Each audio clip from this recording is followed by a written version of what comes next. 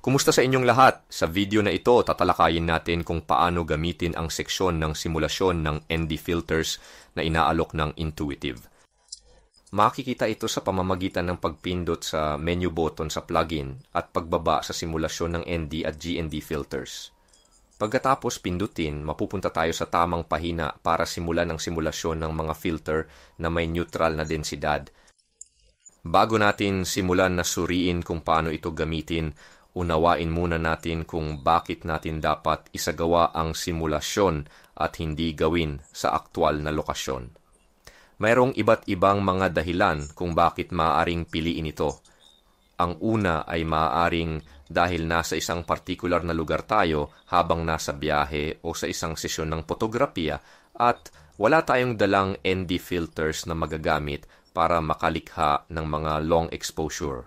O kaya naman, meron tayong ultra-wide angle lens tulad ng 14mm, 80mm na kadalasan, depende sa modelo, ay walang screw para maikabit ang circular filter. Sa ganitong sitwasyon, kailangan ng mga espesyal na holder para maikabit ang mga filter na parang salamin. Dahil walang tunay na universal na holder, iba't ibang uri ang ginagawa at madalas na partikular para sa ilang mga lente. Sa mga ganitong pagkakataon, ang mga presyo ay maaaring tumaas ng husto at maaaring piliin na huwag na lang bumili dahil sa mataas na halaga. Ngayon, ano ang kailangan natin para makapagsimula sa pag-simulate ng mga mahabang exposure? Dito makikita natin sa mga pindutan ng Karika 3 photo, Karika 7 photo, Karika 15, Karika 30 photo dahil ang mga litrato na dapat nating kunan ay hindi dapat mas kaunti o mas marami sa 3 sa kaso ng ND8 sa 3 stop. Para sa ND64 sa 6 stop, hindi dapat mas kaunti o mas marami sa 7 kaya eksaktong 7 litrato tulad ng nakasaad dito sa pindutan. Sa kaso ng ND1000, ito ay magiging 15. Ang sa kaso ng 32,000, ito ay magiging 30. Ang mga litratong ito na ating dadalhin pauwi na kukunan sa lokasyon ay magiging halos magkapareho para sa bawat uri ng simulation. Kaya hindi ito magiging iba-ibang litrato batay sa filter na nais kong isimulate. Sa sitwasyon ng ND32,000 na may 15 stop, tayo ay bubuo ng 30 mga litrato. Tulad ng sa halimbawang ito. Kaya kung pipiliin natin ang mga ito, mayroong train to elemento. Ang mga elementong ito ay kailangang maging magkapareho. Ano ang kahulugan ng salitang identikal? Ibig sabihin, ang mga parameter ng pagkuha, pati na rin ang mga data ng EXIF, ay dapat na magkapareho. Kaya't pareho ang aperture, pareho ang oras, pareho ang ISO, pareho ang balanse ng puti, parehong zoom, at parehong milimetro, kaya't ito ay identikal. Para maging identikal ang mga kuha, tiyakin na ito ay gagawin gamit ang tripod.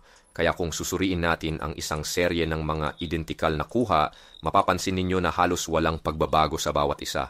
Nagbabago lamang ang galaw ng tubig ng dagat at pati na rin ang mga tao sa pagitan ng bawat kuha ay maaaring lumipat o tuluyang mawala. Posibleng isagawa ito ng medyo mas mabilis upang ang liwanag ay hindi tuluyang magbago sa pagitan ng unang kuha at ng huli dahil ito ay humigit kumulang 30 kuha batay sa filter na ating susubukang isimulate. Malinaw na kung sobrang magkaiba ang liwanag, maapektuhan din ang panghuling resulta. Kaya kapag natapos na natin ang 30 litrato sa labas, pipindutin natin ang pindutan ng pag-upload. 30 litrato magbubukas ng bintana na may pag-upload ng mga layer, at sa pamamagitan ng pagpindot sa pindutan ng browse, pipiliin natin ang mga litrato sa ating computer na interesado tayo. Sa kasong ito, pipiliin ko ang lahat ng 30. Siguraduhin na ang bilang ay eksaktong katulad ng nakasaad sa pindutan dahil kung hindi magsisimula ang function ng simulation. Mas mabuti kung nakakonvert na sa JPEG para sa huling resulta. Ang aking mungkahi ay pumunta sa Lightroom o Camera Raw, i-edit ang isang RAW file, pagkatapos ay kopyahin at i-paste ang mga setting sa lahat ng iba pang mga litrato. Dahil magkapareho sila, wala dapat baguhin sa mga setting ng pag-develop. Pagkatapos nating pindutin ang OK, magsisimula ng magtrabaho ang Intuitive Simulator para ibigay sa atin ang panghuling resulta nang hindi na kailangang gumawa ng iba pa. Narito na ang ating panghuling resulta. Ngayon, susuriin natin kung paano gamitin at ilapat ang mga GND filter o Graduated Neutral Density Filter na ginagamit sa pagkuha ng larawan para padilimin ang bahagi ng kalangitan kaya't ang pinakamaliwanag na bahagi ng litrato. Ang mga filter na ito ay kalahating madilim at unti-unting nagiging neutral habang papunta sa ibang bahagi. Kaya meron tayong GND8, 3-stop, hard na ibig sabihin ay magkakaroon ito ng matigas na paghiwalay sa gitna ng litrato, habang sa pangalawang pindutan makikita mo na ito ay medium, kaya't medyo mas malambot ang paghiwalay sa pagitan ng GND na inilapat at mas neutral na bahagi sa ilalim. Ano naman ang ibig sabihin ng reverse?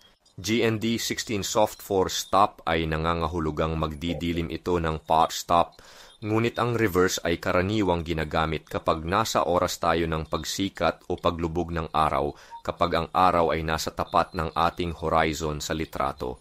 Ang pinakamadilim na bahagi ay ang gitnang bahagi ng filter, kaya hindi natin ito maipupwesto sa taas ng pinagmumula ng liwanag na nasa harapan o mas sa gilid. Dito maaari nating subukang ilapat ang GND8 hard. Pindutin lamang ang apply, ito lang ang dapat nating gawin. Makikita ninyo kung paano ito pumupwesto sa litrato na pinapadilim ang itaas na bahagi ng langit. Sa isa pang halimbawa, subukan natin ang GND 16 medium, 4 stop, at tingnan kung paano nito bahagyang nare-recover ang bahagi ng langit